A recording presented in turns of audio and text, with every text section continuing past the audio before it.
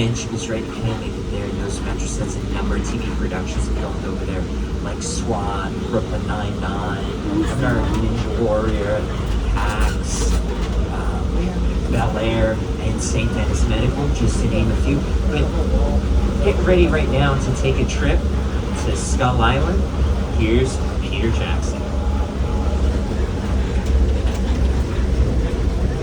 It's the original King Kong that made me want to direct movies. I saw that movie on TV when I was about 8 or 9 years old, and I wanted to become a filmmaker.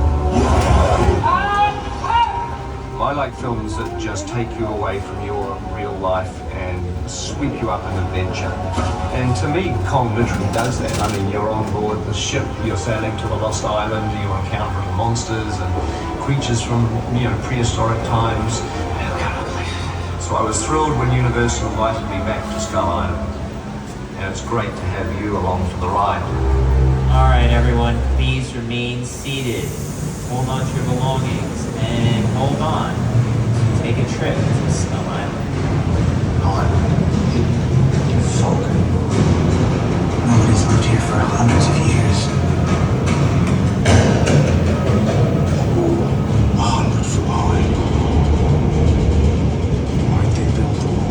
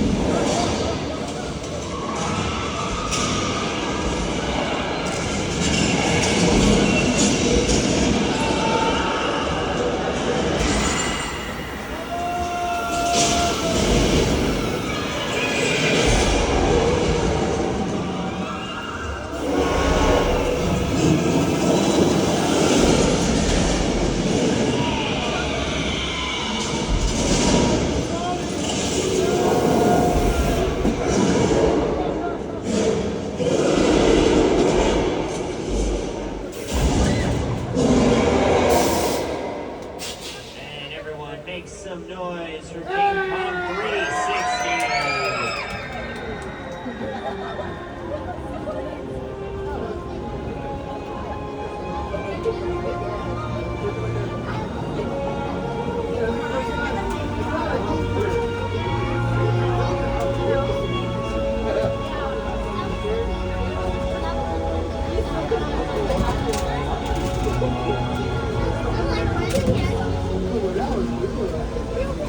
So that was King Kong 360, the epic battle you just experienced, was designed by Peter Jackson and his team at Wet FX.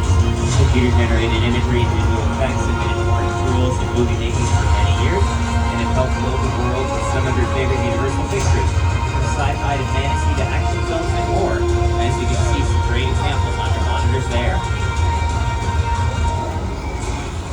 And as promised, we're going to get another opportunity to drive through the Metro sets. We're going to drive through a different area of the Metro sets this time around. But again, New York Street there to your left. So these Metro sets have been made to look like a number of different metropolitan cities. Like I say, that's New York Street there.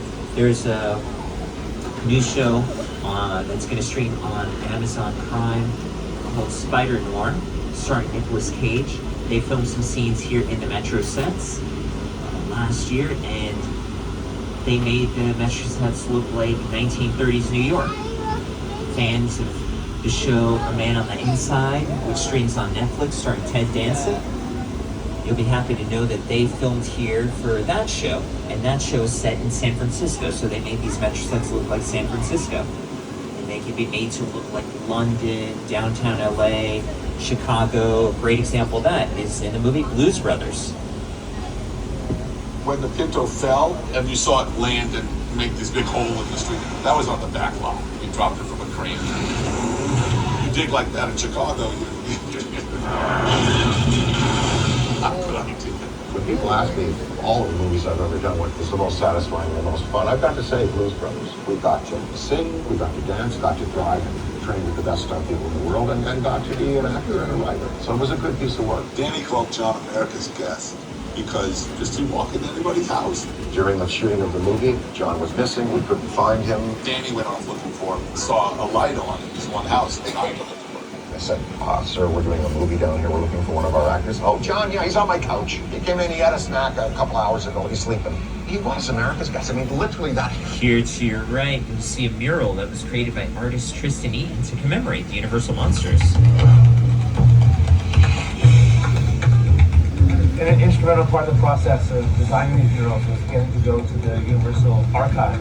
Going there, I got to see in person props from the movies, photos from behind the scenes, original illustrations from those movie posters, all this stuff. I had an early affection for movie monsters. I was always fascinated by the magic behind making movies, but I fell in love with zombie movies and monster movies as a young kid. My world that I come from is skateboarding and graffiti and comic books. You always have to pay homage to where that art form started. And for me, it started with getting stuff in the street illegally, tagging billboards and dumpsters. Without that. Now there to your left, you'll see some of the newer sound stages here on the lot. Stages 30 and 31 are where they filmed for The Voice. And those two sound stages have actually been combined so that they're one giant sound stage. Filming of The Voice, which happens over there. The most recent season of The Voice, season 29, wrapped up a couple of weeks ago. And if you missed any episodes or just want to rewatch any of it, it is available for streaming on Peacock. Stages 32 and 33, there to your left, are where they filmed for Happy's Place, starring Reba McEntire. Hey there, I'm Reba McEntire, and welcome to Happy's Place.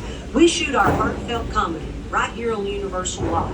Now, unlike most TV shows, we are a multi-camera sitcom, meaning several cameras capture every scene from a different angle all at the same time. Each episode takes about a week to make, from the first read-through of the script to rehearsals to taping in front of a live studio audience. And let me tell you, every step is a blast. Enjoy the ride, and we'll see you at Happy's Place.